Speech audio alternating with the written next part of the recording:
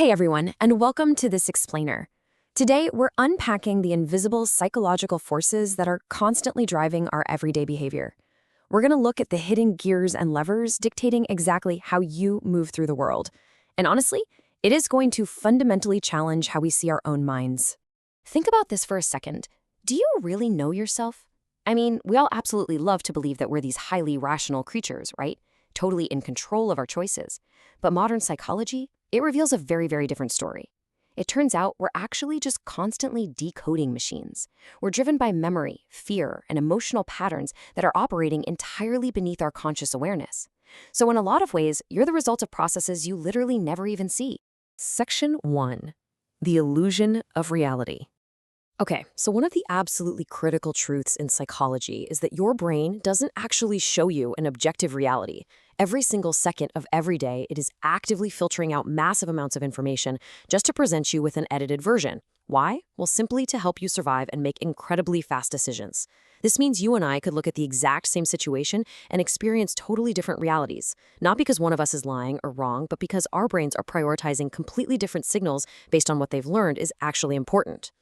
And this editing process perfectly explains so many of those frustrating everyday misunderstandings. When someone speaks to you, you aren't just hearing their words. You're actually interpreting them through your own unique emotional history. So let's say you grew up feeling ignored. Well, your brain might take a totally neutral comment and instantly slap a rejection label on it. Or if you deeply need approval, a perfectly normal pause in conversation suddenly feels like severe punishment. Your brain is aggressively connecting the present moment with your past, even when doing so is completely unhelpful. Section 2. Memory and mental shortcuts. Now, to process the world as unbelievably fast as it does, your brain has to rely on cognitive biases. Basically, these are mental shortcuts used to make decisions faster. And thank goodness for them, because without these shortcuts, you'd be completely paralyzed by information overload before breakfast. But there's a pretty big catch here. While they keep us from getting overwhelmed, they heavily warp our logic. A perfect example of this in action is the confirmation bias loop. We've all been here. First, you form a belief. Say, oh, they definitely dislike me. Boom. Immediately, your brain starts actively hunting for evidence to confirm that exact belief, while completely ignoring any glaring signs that contradict it. Eventually, you mistake this deeply biased, closed loop for intuition. It feels like a gut feeling, right? But actually, it's just selective perception playing tricks on you. Along those same lines, your memory isn't some digital video recording you can just magically pull up and play back. It is a reconstruction. Every single time you recall an event, your brain actively rebuilds it from scratch. This means your memory focuses on being emotionally accurate to how you felt in that moment, rather than factually accurate to what objectively happened. And honestly, that is exactly why two people can argue passionately over how a past event went down, with both of them feeling 100% certain that they're right. All of this constant mental decoding leads to an experience we all know way too well. You know, staring at the ceiling at 3 a.m., overthinking everything. But here's the thing. Overthinking is not a sign of high intelligence. It's actually a sign of uncertainty and a perceived lack of control. We kind of assume we're being wonderfully analytical, but it's really just the brain trying to solve emotional discomfort by simulating potential threats. And because your brain honestly struggles to distinguish between real and imagined scenarios, imagining a negative future over and over makes your nervous system react as if it's happening right now.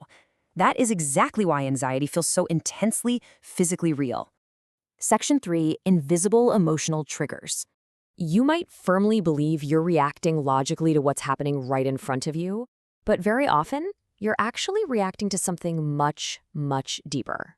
Take the life cycle of a trigger. It might start way back in childhood with, say, unpredictable love from a caregiver. Fast forward to today, your partner makes a super subtle shift in their tone of voice, and your immediate reaction is severe relationship anxiety.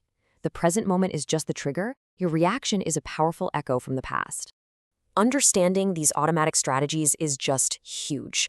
Someone who fears abandonment might become overly clingy, which paradoxically pushes people away. Or someone who fears vulnerability might detach emotionally, creating the exact loneliness they're dreading. But please remember this. These are not flaws in your character, not at all. They are highly adaptive survival systems that were originally meant to protect you from pain. They just became incredibly outdated, kind of like running old software on a brand new computer. And the wild part is, we don't just trigger ourselves. We absorb triggers from the people around us through something called emotional contagion. Have you ever walked into a room right after an argument happened and literally felt the tension in the air? Yeah, that's your brain unconsciously absorbing the emotional states of others. If you spend a lot of time in toxic environments, it's not just making you temporarily stressed out. It is actively calibrating your brain's emotional baseline, which totally explains why leaving an unhealthy environment feels so uncomfortable. The change feels hard not because it's the wrong move, but simply because it's unfamiliar to your newly calibrated baseline. Section 4. The need for certainty. So, why does the human brain cling so tightly to these uncomfortable patterns?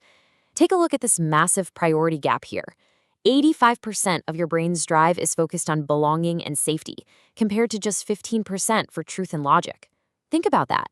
For most of our evolutionary history, being rejected meant literal physical danger. So today, your deep fear of social judgment easily overrides your rational values. This is exactly why you might know the logical, quote-unquote, right thing to do, but still act entirely differently when you're in a social situation. To maintain that feeling of safety, your brain acts like a habituation machine. It's always adapting to return to a baseline of familiar stability. And this is totally a double-edged sword. On one hand, it's why exciting achievements quickly just become your new normal. But tragically, it's also why incredibly painful or toxic situations can, over time, start to feel strangely familiar, and therefore, quote-unquote, safe to the brain. Ultimately, almost everything we do boils down to just one thing: reducing uncertainty.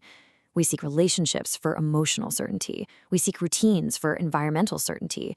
We even avoid things just to control uncertainty by not engaging at all. But the profound takeaway from the research is this: your ability to tolerate uncertainty rather than frantically trying to eliminate it is actually one of the strongest predictors of your overall emotional stability. Section 5. Rewiring your identity. Okay, so how do we actually use all this to change?